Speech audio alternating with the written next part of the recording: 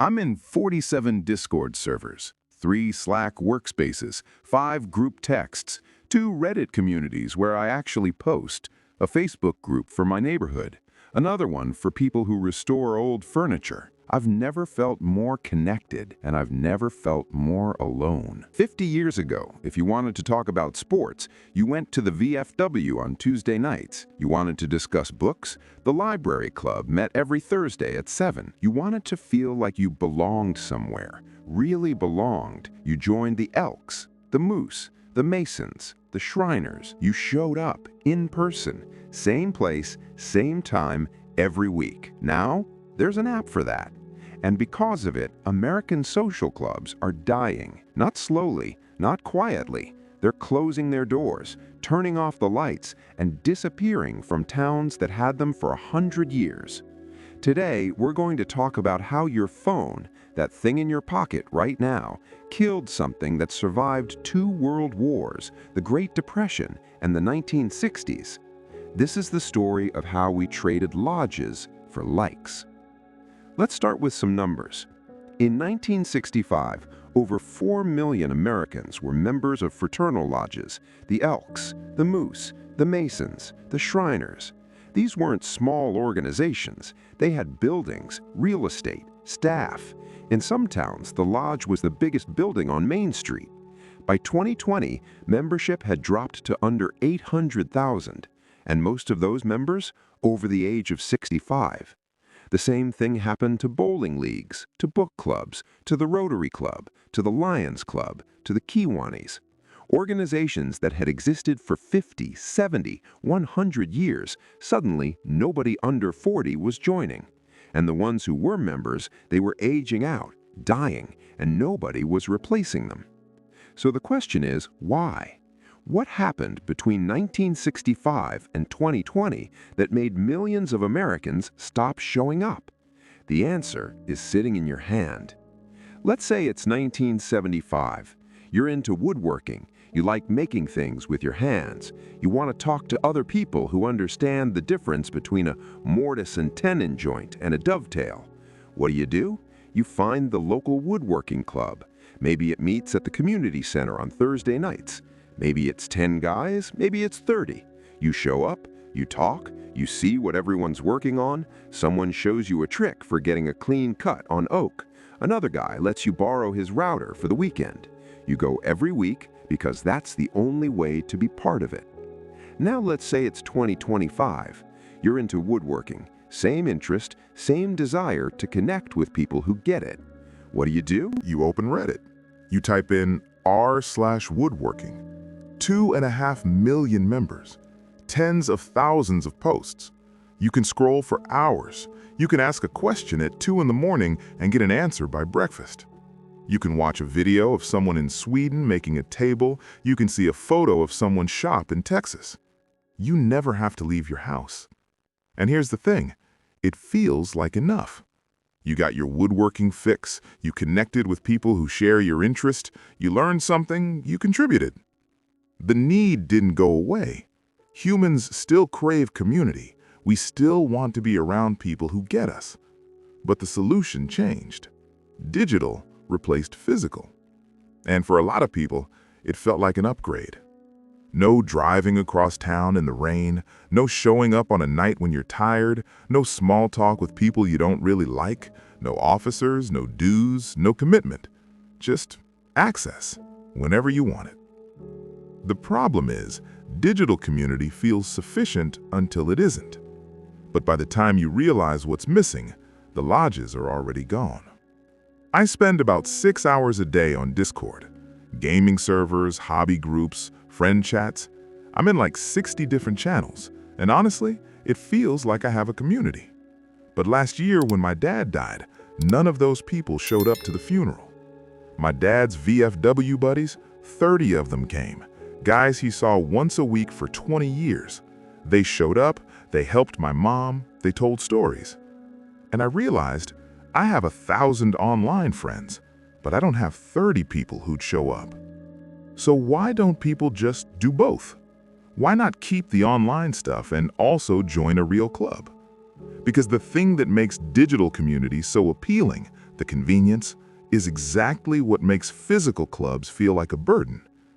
Let's think about what joining a lodge actually required. You had to show up, in person, same day, same time, every single week. Rain or shine, tired or not, busy or not. If it was Tuesday at 7, you were there. That's how it worked.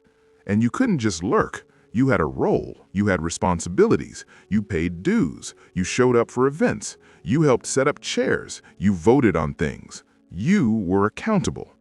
Now compare that to Discord. You can show up whenever. You can lurk for months without saying a word. You can ghost an entire community and rejoin 6 months later like nothing happened. Nobody knows your real name, nobody's counting on you. Zero commitment, zero obligation, zero friction. And here's where it gets interesting.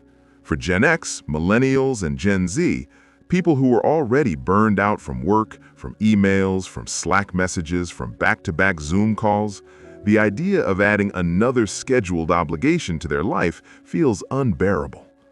Join the Moose Lodge, meetings every Tuesday at 7 p.m. Sounds like another thing on the calendar, another place you have to be, another commitment you have to keep. When you're exhausted, freedom sounds better than belonging. And your phone gives you the illusion of both. You can feel connected without committing. You can feel like you belong without showing up. The problem is, it's not the same. But you don't realize that until it's too late. But here's the part nobody talks about. What we actually lost when the lodges closed. Because it wasn't just a place to hang out. Physical clubs gave you something digital communities can't replicate. Let me tell you what I mean. First, presence. When you're in a room with someone, actually in the room, not on a screen, your brain processes it differently. You read body language, you pick up on tone, you sense energy, you make eye contact. There's a reason parasocial relationships feel hollow, because they are. You're not actually there. Second, rituals. Lodges had handshakes, ceremonies, traditions passed down for generations. Sounds corny, right? Maybe it is. But rituals create meaning. They turn a group of guys meeting on Tuesday into something bigger, something that feels important. You can't replicate that with an emoji reaction.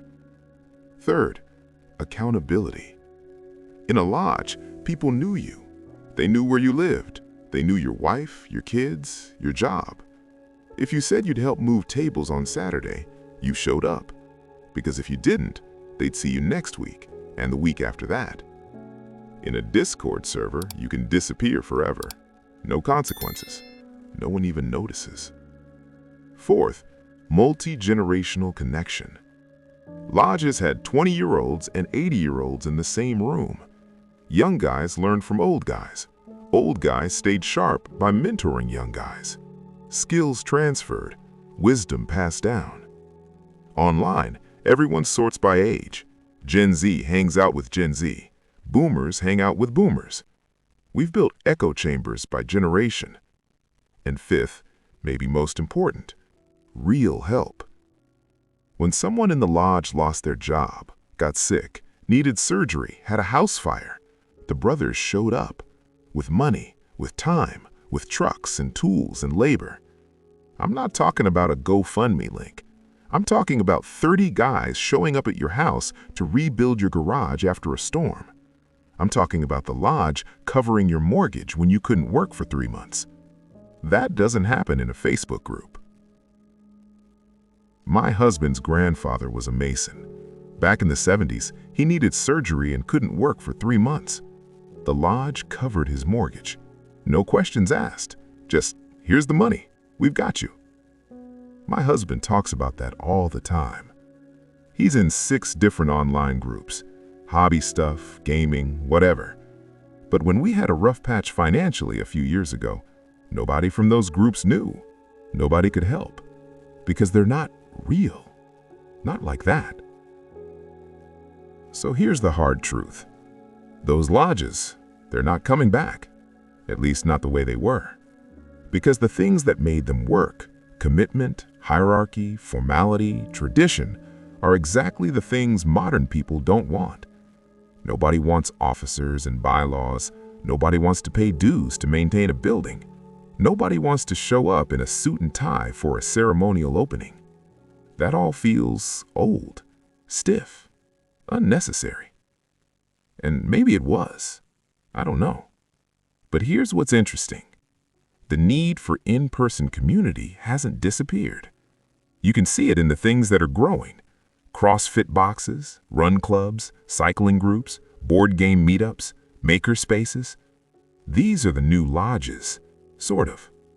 They give you in-person connection, shared activity, a sense of belonging.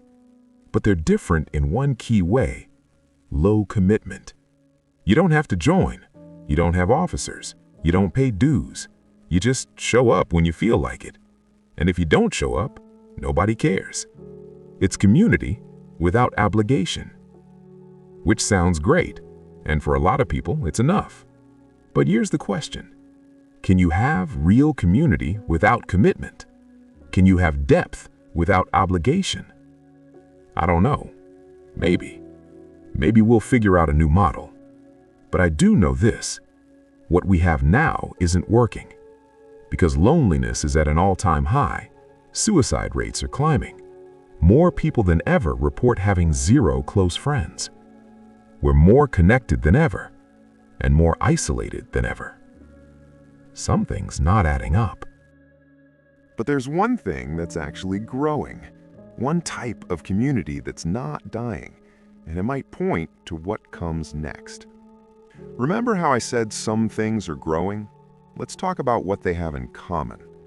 Fitness clubs, CrossFit, run clubs, Peloton meetups, maker spaces, community workshops where you share tools, board game cafes, trivia nights at breweries.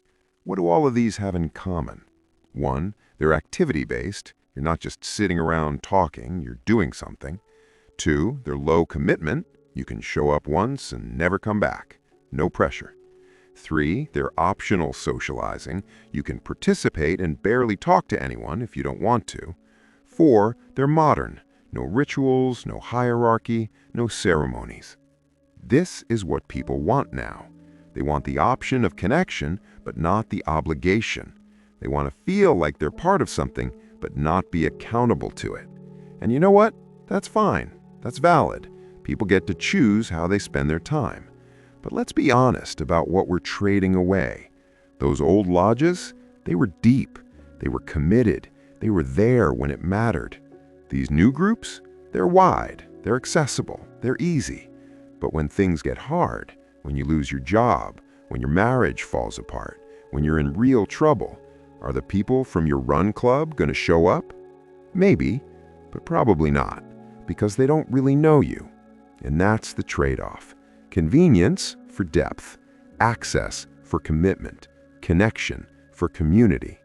We gained something, we lost something, and most of us don't even realize what's missing. So let's come back to where we started. How did phones kill American social clubs? It's not because phones are evil. It's not because technology is bad. It's not even because digital community is fake.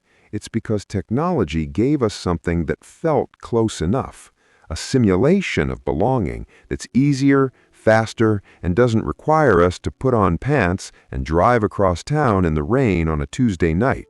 And for a lot of people, that simulation is enough, until it's not, until your Discord friends don't show up to your wedding, until your Reddit community can't help you move, until you have a crisis at 2 in the morning and you realize you have 1,000 online connections but 0 people you'd actually call.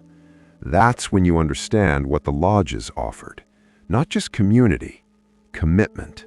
And you can't download that. You can't swipe right on it. You can't get it from a notification. The lodges are gone, most of them anyway. The ones that are left are hanging on by a thread. Old men in their 70s and 80s keeping the lights on for a few more years. When they're gone, that's it. And I don't know what replaces it. Maybe nothing does. Maybe we've just moved on.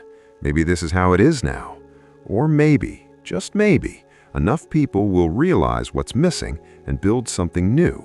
something that has the depth of the old lodges and the accessibility of the new groups, something that asks you to commit but doesn't feel like a burden. I don't know if that's possible, but I hope someone figures it out, because we need it.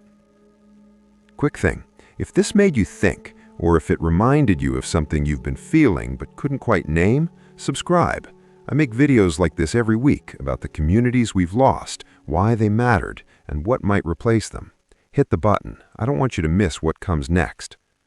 Now here's my question for you, and I genuinely want to know what you think. Do you think digital community is enough, or do we need in-person clubs to come back in some form? Drop your honest take in the comments. I read every single one, and I'll reply. And if you want to understand more about why we lost these communities, watch this next video about what happened to male friendship when the lodges closed. It's called When Being a Man Meant Belonging to Something, and it goes even deeper into what we're talking about today. I'll link it right here. Thanks for watching. I'll see you in the next one.